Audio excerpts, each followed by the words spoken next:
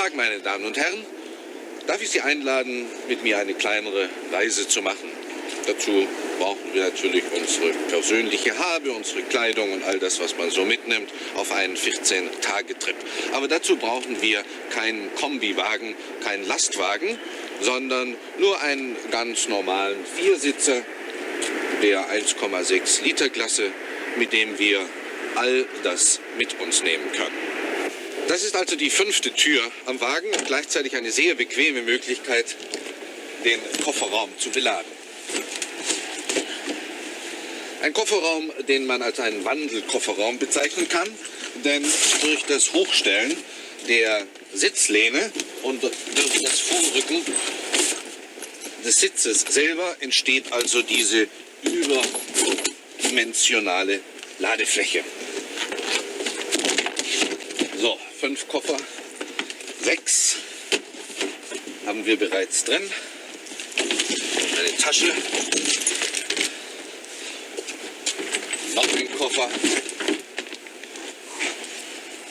noch eine Tasche, noch ein Kleidersack und als letztes das kleine Kofferchen. Sie können natürlich auch ohne die Manipulation mit Sitzlehne und Rücksitz einen sehr großen Kofferraum hier ausnutzen. Und das scheint uns ein ganz echter Vorteil dieses, Sie haben es in der Zwischenzeit sicher bemerkt, französischen Wagens zu sein. Der Kofferraum ist vollgepackt. Die Scheinwerfer müssten in den Himmel schauen, wenn man sie nicht wie bei diesem Renault 16 von außen mit einem ganz einfachen Handgriff in eine andere Stellung bringen könnte. Eine praktische Angelegenheit, die zudem der Sicherheit dient. Die Motorhaube ist mit einem Zylinderschloss gesichert. Ob sich das bewährt, wird die Zukunft zeigen. Der Blick in den Motorraum wird zunächst vom Reserverad behindert. Wir wollen es also ganz einfach verschwinden lassen, um an die vielen interessanten technischen Details herankommen zu können. Zunächst die wesentlichen Daten. 1470 Kubikzentimeter, 55 PS, 4 Zylinder in Reihe, Block und Zylinderkopf sind aus Aluminium, man spart also Gewicht und erhöht die Temperaturleitfähigkeit. Im Motorraum selbst sind verschiedenartige Öffnungen und Klappen zur besseren Führung der Luft angebracht, womit man eine bessere Kühlung ohne Ventilator erzielt hat. Der Ventilator selbst wird elektrisch angetrieben und setzt sich nur in Bewegung, wenn die Betriebstemperatur erreicht ist und der Fahrtwind zur Kühlung nicht genügt. Das Antriebsaggregat ist weit nach hinten geschoben, hinter die Vorderachse und bildet mit dem Getriebe eine Einheit. Als einziger Wagen dieser Klasse besitzt der Renault 16 eine Drehstrom-Lichtmaschine, die den Vorteil besitzt, die Batterie schon bei einer Leerlaufdrehzahl von 600 Umdrehungen pro Minute aufzuladen. Außerdem ist der Wagen mit einer 12-Volt-Batterie ausgestattet. Unter der Motorhaube entdeckt man schließlich noch griffbereit Werkzeug für den Radwechsel, ein Werkzeug, das sich in der Praxis als außerordentlich handlich erweist. Der Renault 16 wurde von seinen Konstrukteuren offensichtlich von innen nach außen entwickelt. Im Endresultat ergab dies eine außergewöhnliche, aber keineswegs hässliche Karosserieform, die neben praktischem Nutzen durch ihre strömungsgünstige Form mit dazu beiträgt, dass der Wagen wirtschaftlich und überdurchschnittlich schnell ist. Von 0 auf 100 besetzt mit einer Person beschleunigt er in 16,8 Sekunden und liegt damit im Bereich von Fahrzeugen, die eine höhere Leistung besitzen. Die Gänge sind so angelegt, dass man über einen guten Wirkungsgrad verfügt.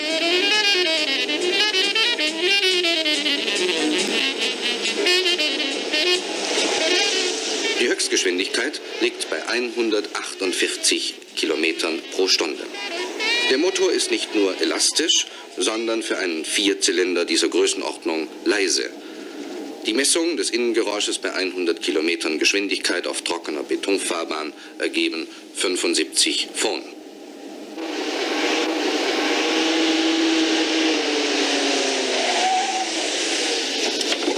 Man sitzt in diesem Renault R16 sehr bequem und genau in der richtigen Position hinter dem Lenkrad. nämlich mit leicht angewinkelten, fast ausgestreckten Armen und keineswegs so, wie man das leider heute auf unseren Straßen noch allzu oft sehen kann. Sie fahren so erheblich sicherer und vor allen Dingen ermüdungsfreier. Die Sitze hinten ebenso bequem wie die vorne, mit einem neuen Schaumstoff überzogen, luftdurchlässig, und das ist für lange Fahrten im Sommer sicher ein erheblicher Vorteil. Rechts neben dem Fahrersitz finden wir einen Kasten, der ist abschließbar, man kann Dokumente hineinlegen, ebenso vorne der Handschuhkasten, der auch mit einem Schloss versehen ist. Der erste Blick zeigt über dem Armaturenbrett an der unteren Kante der Scheibe eine ganze Reihe von Belüftungs- und Heizungsklappen.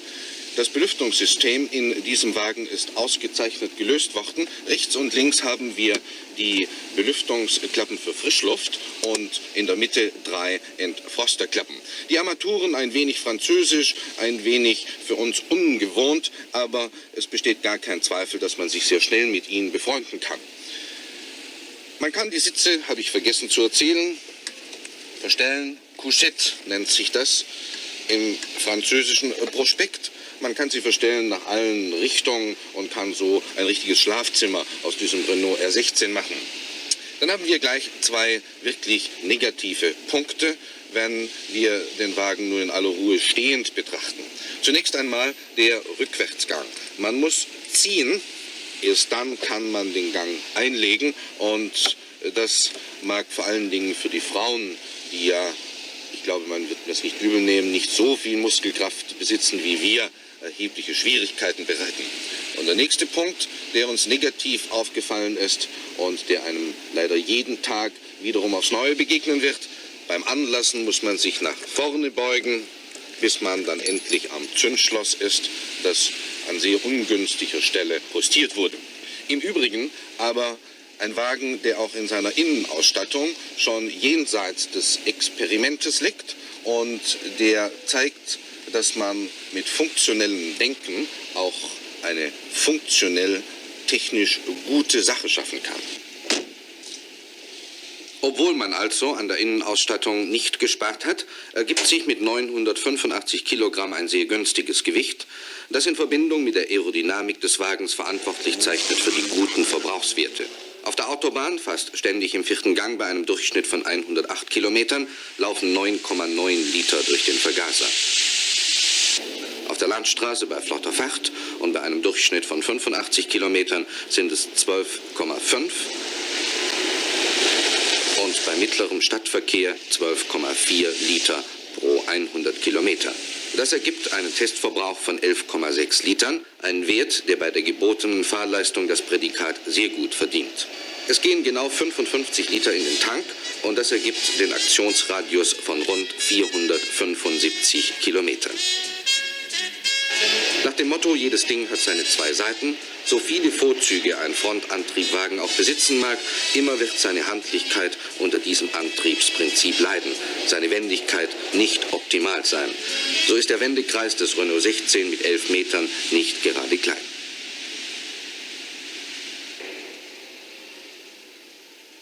Der Renault 16 ist vorn mit Scheiben und hinten mit Trommelbremsen ausgerüstet. Im täglichen Betrieb arbeitet die Anlage einwandfrei.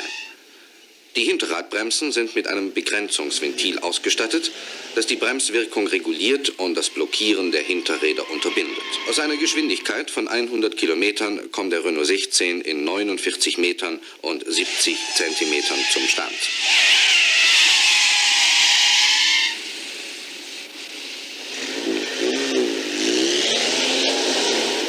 Die Feststellung, dass man in Frankreich von jeher auf besonderen Federungskomfort Wert gelegt hat, ist nicht neu. Beim Renault 16 sind die Federwege besonders groß. Vorn 200 mm, hinten 300 mm. Um auch kurzen Stößen auf extrem schlechter Fahrbahn entgegenzuwirken, hat man sich beim Renault 16 eines außergewöhnlichen Systems verschiedener Gummibuchsen und Gummiblöcke bedient. Ein System, das einen hervorragenden Effekt erzielt und die Karosserie auch bei starker Beanspruchung des Fahrwerks weitgehend schüttelfrei hält.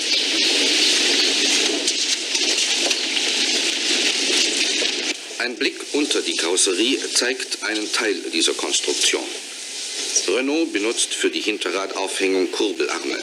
Querliegende Drehstäbe sind in parallel liegende Rohre gelegt, um die horizontalen Vibrationen aufzunehmen. Eine große Nachgiebigkeit im radialen Sinne wurde erzielt. Die gegenüberliegende Gummilagerung ist ohne radiale Nachgiebigkeit, sodass sich nur unbedeutende Richtungsverschiebungen ergeben. Seit langem hat sich die Meinung eingebürgert, dass Fahrzeuge, die sich in der Kurve stark neigen, nicht verkehrssicher sind. Diese Ansicht kann man mit gutem Gewissen als falsch bezeichnen, und zwar nicht nur am Beispiel des Renault 16, dessen starke Neigung der Karosserie zwar einen spektakulären Eindruck machen mag, tatsächlich aber für den Beschauer und Fahrer nur eine Frage der Gewöhnung ist und die Fahrsicherheit und Kurvenstabilität in keiner Weise zum Negativen hin beeinflusst. Die Querneigung ist nichts anderes als das Resultat der weichen Federung. Der Wagen bricht in keiner Situation plötzlich aus. Er ist leicht kontrollierbar und wer sich schon einmal mit Frontantriebwagen beschäftigt hat, wird als besonderes Positivum konstatieren können, dass auch plötzliches Gaswegnehmen in der Kurve das Fahrzeug nur unmerklich beeinflusst. Bei schneller, unregelmäßiger Kurvenfahrt wünscht man sich eine andere, weniger indirekte Übersetzung der Lenkung, auf die man beim Renault wahrscheinlich zugunsten der Leichtgängigkeit verzichten musste. So lässt sich über das Fahrverhalten oder ganz allgemein über die Straßenlage nur Positives sagen. Dieser Eindruck wird eher noch verstärkt durch einen Versuch mit Seitenwind. Die Windmaschine bläst auf einer Länge von 32 Metern Wind mit einer Geschwindigkeit von 100 Kilometern pro Stunde. Bei diesem Versuch fahren wir den Wagen ebenfalls mit 100 Kilometern an dieser Maschine vorbei. Die Abweichung ist außerordentlich gering. Sie beträgt genau 2,20 Meter und erfüllt damit einen wesentlichen Sicherheitspunkt. Wenn wir schon einmal bei den Elementen sind, gleich noch ins Wasser mit dem Renault 16. Zweck des Versuches ist festzustellen, ob die Karosserie dicht ist und, für den Fahrbetrieb erheblich wichtiger, der Motor nach unten hin sauber abgedichtet ist. Beide Anforderungen erfüllt der Renault 16. Ein Abstecher in das bayerische Land lässt uns prüfen, ob der Renault 16 seine gute und sichere Straßenlage auch bei Schnee und Glatteis beibehält. Diese Prüfung hat unser Testwagen ebenso mit der Note sehr gut bestanden, wie er vorher alle Ansprüche an Federungskomfort und Kurvenverhalten erfüllt hat. Wenn man die kleinen oder großen Künste der Rallyefahrer kennt und beherrscht, dann verführt der Renault dazu, einen anderen Kurvenstil zu pflegen.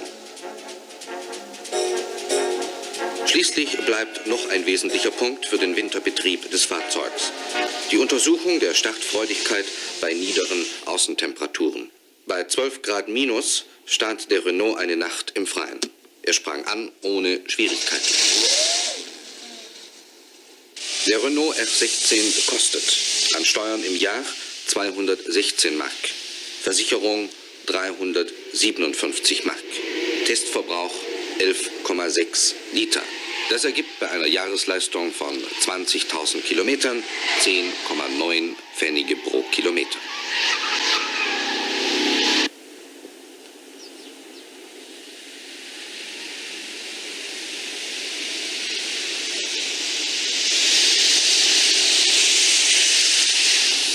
Der R16 ist ein Wagen mit vielerlei Ideen zum Nutzen seines Besitzers. Die französischen Konstrukteure haben es verstanden, mit unkonventionellen Mitteln einen großen Gebrauchswert zu schaffen. Ich möchte jetzt nicht aufzählen all die Vor- und Nachteile, die wenigen Nachteile, die vielen Vorteile, sondern sprechen wir noch am Schluss dieser Sendung über den Preis. 7.490 Mark, das ist ein sehr gutes Verhältnis zwischen Geld und Gegenwert. Und so kann ich mich nur dem Kompliment anschließen, dass 32 Journalisten aus 32 Ländern vor mir diesen Wagen schon gemacht haben. Er ist eine der ganz wesentlichen und bemerkenswerten Neuerscheinungen des Jahres 1965.